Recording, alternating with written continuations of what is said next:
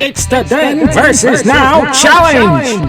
3! We are back for round 1, group 2, race 4. And do we have a special treat today? Today we have a Diecast Racing celebrity driver. Okay, Al, take it easy. Let's not play favorites and meet both of today's racers. Okay, starting off first with Team Now, it's the 2019 Mercedes-Benz AMG GT 63S, driven by Spencer Vargas from his hometown of Salinas, California. And my notes say he's a drafter.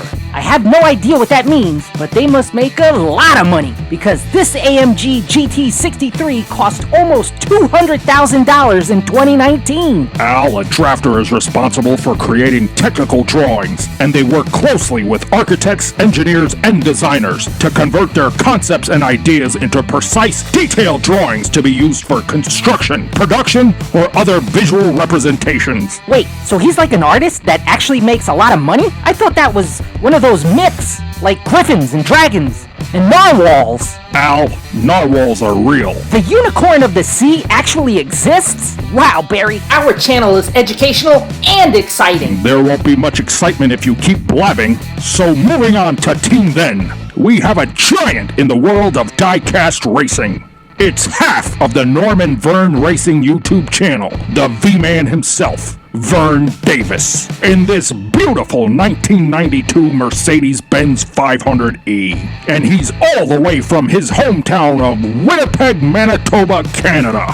And it says something shocking here in the notes. When he's not racing and making diecast videos, Vern is also an electrician. Why is that a shock? Oh, no, never mind. It's shocking because he's an electrician. Get it? Electrician? Shock? The only thing that's truly shocking is that I keep falling for your low-voltage sense of humor. Here we are at the Guillotine Gate for Heat 1. Spencer in Lane 1, the V-Man in Lane 2. Hopefully the V stands for vroom vroom, because that AMG has over 300 horsepower more than the V-Man's 500E. We just did the intros. The V stands for Vern. So Vern is Canadian for vroom vroom? What? No, forget it, Al. Just start the countdown. 3, 2, 1, go! Spencer blocks! V-Man counters! What a block! Spencer is upside down and out! V-Man flies into the clunkers! He's on his roof! He skids to a halt! This one is all over! Wow, Barry, what a way to start this one off! Right, Al. Halfway down Nevada, Spencer tries to put the V-Man into the wall. But then, right at the transition into the bottleneck, the V-Man taps Spencer back, totally disorienting him. And coming into the apex of Carmine Corner, the V-Man finishes off the job, sending Spencer on his roof, completely taking him out of the race. Barry, I guess that's the difference between a drafter and a professional diecast racer. The V in V-Man must stand for vicious, because he's not playing around. Or maybe it stands for vertical, because look at the height he gets off that jump. Or maybe it stands for violently, because that's how hard he goes into the clunkers. I love that. Let's see it again. Wow, he goes so hard into those clunkers that he goes into the boulevard on his roof. But unfortunately, he just didn't have enough momentum to make it across the line, even though he tried to skid as far as he could. Maybe the V stands for valiant, because that's the effort he just put in. I can guarantee you that it does not stand for victorious, because since no one crossed the line, no one gets a win. Heat 2. The racers have opted to stay in the same lanes. Spencer, Lane 1. V-Man in Lane 2. Maybe they're trying to see if lightning in a bottle will strike twice. Al, that's not even close to being a saying. If you were the V-Man, the V would stand for vexing. Thanks, Barry. I knew you always thought I was magic. I said vexing, not vexing. Oh, never mind. Just start the countdown. 3, 2, 1, They're tight! Spencer delivers a pit maneuver. V-Man on his roof end is out! Spencer into the clunkers. He skids to a halt! This one is also all over! Wow, Al, that was almost the exact race as Heat 1, with the roles reversed. Maybe I am Magic, Barry. I did predict that lightning in the bottle would strike twice. Again, not how that works. But what did work was the pit maneuver Spencer dished out in the bottleneck. It sent the V-Man spinning into Carmine Corner. Spencer paid him back for the previous heat and sent him on his roof.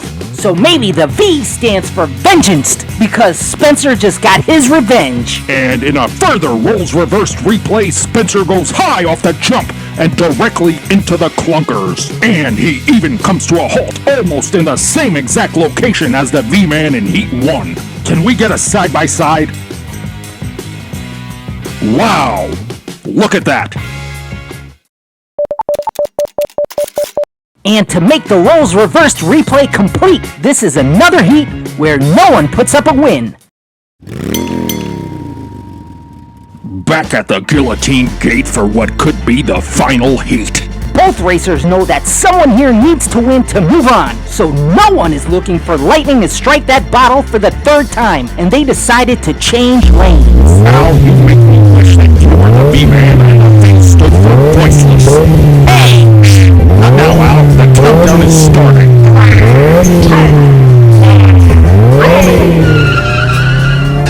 V-Man blocks! Spencer misses! V-Man has a huge lead! He rockets through the canyon! Spencer into the clunkers!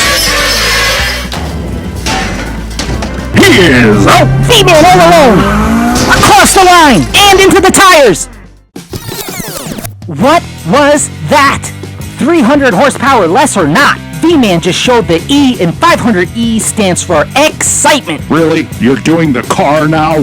Yes, because maybe the E in 500E stands for evades, because that's what the V-Man does when Spencer frantically tries to execute a pit maneuver in the bottleneck. Or maybe that E stands for easily, because that's how the V-Man continues to increase his lead in Carmine Corner. Or maybe the E stands for eagle, because that's what the V-Man looks like soaring through the jump in Clunker Canyon.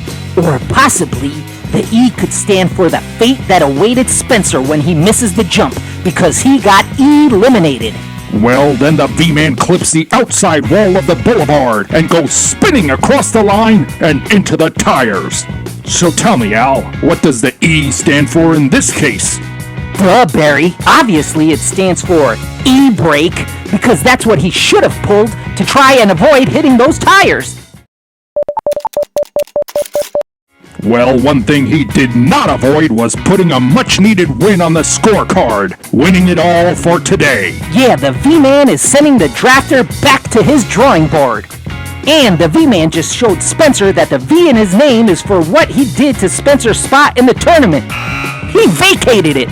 And what can be said about the V-Man was he was in the older car. No twin turbos, but he's a professional diecast racer and just proved the value of experience. So maybe the V stands for value?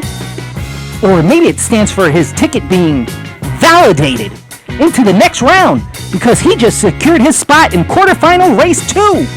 Well, anyway, we want to thank both racers for entering our tournament. If you want to see the V-Man on his home turf, go check out his channel for some great diecast racing set to an amazing soundtrack. And we hope you'll join us next time, so make sure you subscribe to the channel so you can see our community posts when we reveal who the contestants are. Thank you so much for watching, and please join us next time for the next exciting race in...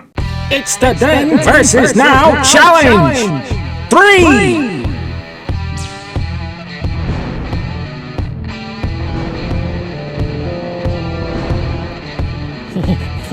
Lives, Master. Lives. Yes. Yes. The Talk Monster lives. On this beautiful apparel designed by Ribuero. And now you can be the first villager to capture it for your very own by pillaging all these fine items by clicking on the link below. Every purchase you make helps this scrapyard keep racing and helps me creating more creations like this.